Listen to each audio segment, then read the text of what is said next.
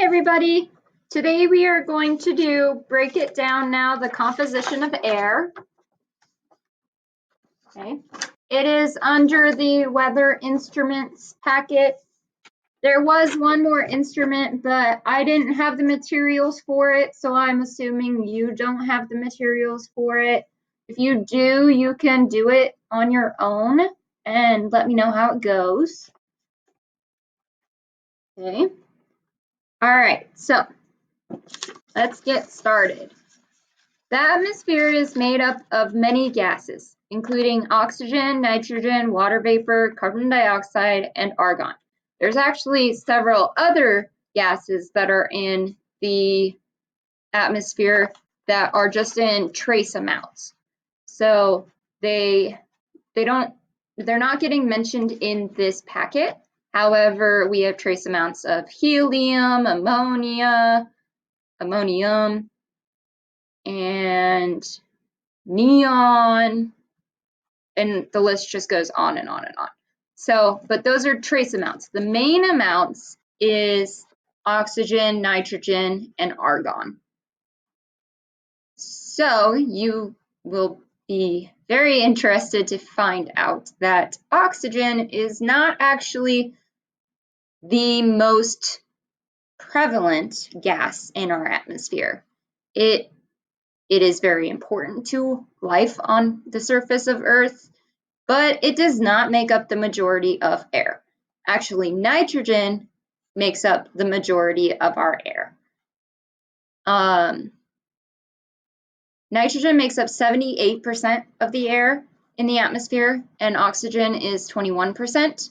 Argon is 1%, and trace amounts are the rest of the percentage, making 100%. And that would be including water vapor and carbon dioxide. In lower elevation places, there is more water vapor in their air than there is in our air. Okay, so we are going to need a candle. It says modeling clay, but I'm using a tea light candle, so I don't need to hold it upright with clay. So I'm crossing that off because I don't need it. A tall glass. If I had a tall, clear glass that didn't have circles in it, I would have used that, but unfortunately I don't. Matches. A shallow bowl. I also didn't have that, so this is the most shallow bowl I have. Colored water. I used green as the food coloring for my water. Funny story, Brownie, my cat, came up to the table and she looked at me, she looked at the bowl, and I said I wouldn't do that, and she said, "No, no, no." So I'm pretty sure my cat's tongue is green right now. Okay, and that is all the materials we will need. So let's get started, and then we can go into more of the science behind it all. All right, I'm going to turn the screen down again. Now this experiment I have actually done before at, what was it called? It was called Little Shop of Physics, and we did 30 experiments in 30 minutes. And this was one of the ones that I chose to do because I found it super cool and fun. Okay, so the instruction starts with saying use the modeling clay to attach your candle to the center of the bowl, then pour your colored water into the bowl and then light the candle. But since I don't have to use modeling clay because I have a tea light candle, then I don't need to do that, which is why I already have the colored water in my bowl. So I'm just gonna put my tea light in the center. Now, I do want you to have parents' permission and supervision when you are using a match to light the candle, okay?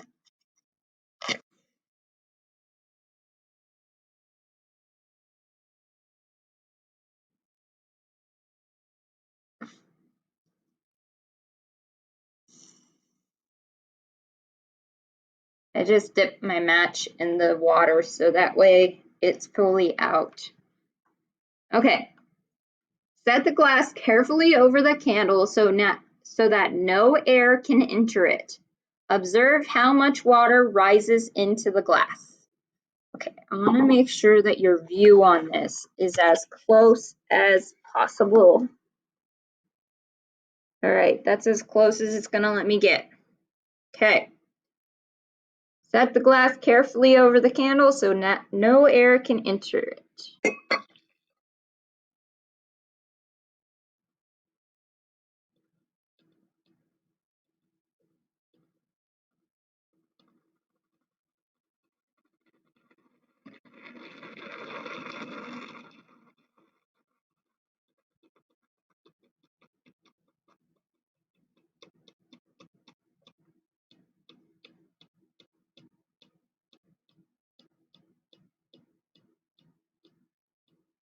Okay, so if you can see, the candle has gone out and all of the water from the bowl is now in the cup.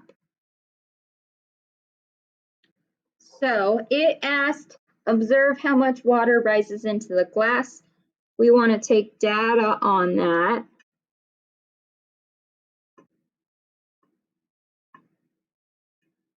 It is 1/2 of a centimeter is how much water, which was all of the water in my bowl, went into the cup. Okay, so I'm going to lift it up and show you that the water will just flood out.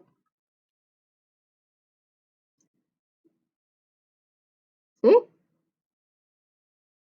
Did you also see that there was kind of a suction because there was pressure? Okay. So, what's going on here? Fire needs oxygen to burn, so the candle goes out when all the oxygen is used. The water rises about 1/5 of the way up the glass. This shows that our atmosphere is made up of 1/5 oxygen. The other main parts of the air include nitrogen, which is about 78%, argon, which is 0.9% or 1%, carbon dioxide, which is 0.03%, and water vapor, which is 1 to 4% at the surface, depending on what elevation you're at. So that's what's going on with this experiment. All of the oxygen that was in this cup, which is 1/5, got used up by the fire because fire needs oxygen in order to breathe. And when it used up all the oxygen, there was nothing more it could burn. So that's why it went out. And when it went out, pressure changed. And when the pressure changed, that's what sucked up, that's what sucked up the water into the glass, is because the pressure changed. Okay, so why does that matter? Well, currently, most of Western Hemisphere or Western America is kind of on fire right now. And fires, I mean, they need oxygen to breathe, but it is almost impossible for all of those fires to use up all of the oxygen in the world right now. So unfortunately, that's not going to be our problem solving of killing the fires. But what we can use to kill the fires is firefighters. And right now, our Cameron Peak Fire, which is the one that is it's not super close to Fort Collins. It's about 2 hours away, an hour and a half to 2 hours away from Fort Collins. And I don't know the timeline from Estes Park, but it is kind of getting close to Estes Park. The Cameron Peak Fire, if you didn't know about it, is currently at 102,596 is when I checked it earlier, acres burning right now, which is actually kind of really sad. And of course, we wish we could do more about it. The number one thing we can do about it is prevention. And sadly, most fires, I believe the percentage is 41%, that the fire is started by humans. It may be accidental, it may not be accidental. Some of the fires in California were set from a gender reveal where they used fireworks and they used it next to bushes. They weren't paying attention to their surroundings, and that lit on fire, and fire grows very fast if you're not trying to get it to grow. But of course, if we're trying to have a fire in our backyard, which we should not be doing right now because we have a statewide ban, but when you're trying to set a fire in your little campfire pit, it's a lot harder to get the oxygen into the pit than it is for a wildfire to grow. So right now, Cameron Peak is at 102,000 acres, which puts it at the second largest fire in our state's history since it was either 86 or 96. You'll have to look that up if you want to, but in a long time. And it's pretty crazy, but that's where all of this, not all of it, but most of our smoke is coming from. So unfortunately, using up the oxygen in the air is not going to work. But what firefighters do is they are fighting the surrounding areas where there is fire, and they are trying to make the fire not cross a certain sections to protect people's homes. So we are at 15% containment now, which on my birthday, which was Labor Day, we were just at 4%, and it was still 102,000 acres, which it had actually grown over Labor Day weekend 3 times the amount just in Labor Day weekend because of how hot it was, how dry it was, and then we had that snow, and the snow kind of helped gain containment. And the reason for that is because it's cold, it's pouring down water vapor, and the fire kind of gets a little smothered out. But unfortunately, we didn't have enough snow to get all of the fire out. And also, like we talked about before with our odometer, our ground is so hot from the hot days that the energy from the ground was melting the snow before it could build at all. So that helped. Other things are the fire hydrants. Fire hydrants are made up of carbon dioxide, and they use that carbon dioxide to smother out the fire, so that way instead of oxygen, it's getting carbon dioxide, and a fire can't live off of carbon dioxide, so it puts it out. So that's what our fire extinguishers do. So again, best things that we can do is prevention and not letting things, so we shouldn't be having gender reveal things next to any fields at all. And personally, I think you could do a gender reveal with a muffin, but that's just me. There's also tons of other things that can light fires, which people don't think about, like things we shouldn't be doing, but we may see our parents doing or our grandparents doing without thinking about. And it would be like, I know my in-laws, which grosses me out because it's hard to breathe, but they smoke and it's not good for them. They know it. And luckily, they are not the people that just take the cigarette and throw it out the window. That starts a lot of fires, is because they take a lit cigarette and they throw it out the window while they're driving.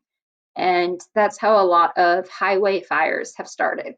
So things like that we need to be more aware of, so that way we're not starting giant fires. The people that did the gender reveal, it is still unknown whether they're going to be charged with all of the damage to the forest, which is a lot. It's in the millions. I think it said 8 million was another one that was charged for, and I didn't even know that they charged people for something like that, but it was an accident. But you still have to pay for your accident. Your accident took down acres and acres in people's houses and all of those things. So that's why we got to be responsible with what we do, and why we should always have supervision if we are having a lit match or things like that. Why I stick my lit match in water to make sure it's really dead. And yeah, so things like that. Back when the Earth was first cooling down about 4.4 billion years ago, our atmosphere was actually way denser than it is today. It was 100 times denser than it was today. And it was mainly made out of ammonium and carbon dioxide. And so our atmosphere has actually changed a lot, which has made it where we can live. We couldn't live in the atmosphere a long time ago. But we're tracking carbon dioxide and methane right now. And the reason for that is because it is ruining the ozone layer around our Earth, not ozone O3. Those two things are different. Ozone O3, oxygen, 3 oxygens, that's what that means, is a gas. And that gas is also in trace amounts in our air. But it's not the same thing that is wrapping our Earth and protecting us in our atmosphere. It's kind of like our latex bubble balloon that protects the Earth. So if we pop our balloon, then we're letting things in and we're letting things out, which is actually very dangerous. So yes, carbon dioxide and methane is still in trace amounts. However, because those trace amounts are increasing and increasing, we are left with other problems, like currently we're having record heat. This summer, we've broken several records of heat. But that's not only the only thing that's changing. We also aren't having a lot of rain. We're not having a lot of snow. It's September, usually we get a snow around September, but other things about it, and cooling is often not thought about when you think about carbon dioxide and methane gas. And that is why we also have really cold winters now. I remember one winter was -23. And it was so cold, my dog did not want to go to the bathroom outside, and I don't blame her. So we got a little litter box for her because she was tiny and she could just go in the litter box. But that was really cold, and increasing coldness is also part of our contribution to adding carbon dioxide and methane gas to the air, which is breaking down the ozone layer, also known as climate change. And so things that we can do to prevent that is things like carpooling. I know lots of you guys are carpooling with other families, or you have a big family, so you need a larger vehicle, and that's okay. But some ways people save on their carbon footprint is by taking the bus or taking a bike or walking, those kinds of things. People also get hybrid cars or completely electric. My grandpa is completely electric. He owns 0 cars that go on gas, and he's been that way for as long as I can remember. And so He also knows how to make a solar-powered battery. He's a very smart dude. But again, his carbon footprint is pretty darn low because of all of the things he does. And when we think about methane, methane comes from our farms. When animals go to the bathroom, number 2, they release methane gas into the air. So the more farms we have, the more methane gas we're producing. And then we go and we manufacture them, we process them, and then we eat them and consume them. So the more meat we're consuming, that's also the more methane we're producing and the bigger carbon footprint we have. So those are all just things to think about. Unfortunately, adding water vapor to the air is not as easy as building a giant humidifier. Can't do that. We could do that, but it's not going to help. But we can continue to do things that we can do. Like last year, our yearbook, we planted, I think it was 98 trees in an area that was previously deforested. And deforested means that bad people went and they cut down all of the trees in the area for logging, like building houses or paper or just things that are actually illegal in the area, but they did it anyways. And so what our program did when we were for our yearbooks is they planted new trees in that area. And so we contributed to lowering our carbon footprint. And that's also why we have a recycling program. And all of the things that we do in our science program and our program at school to help lower our carbon footprint.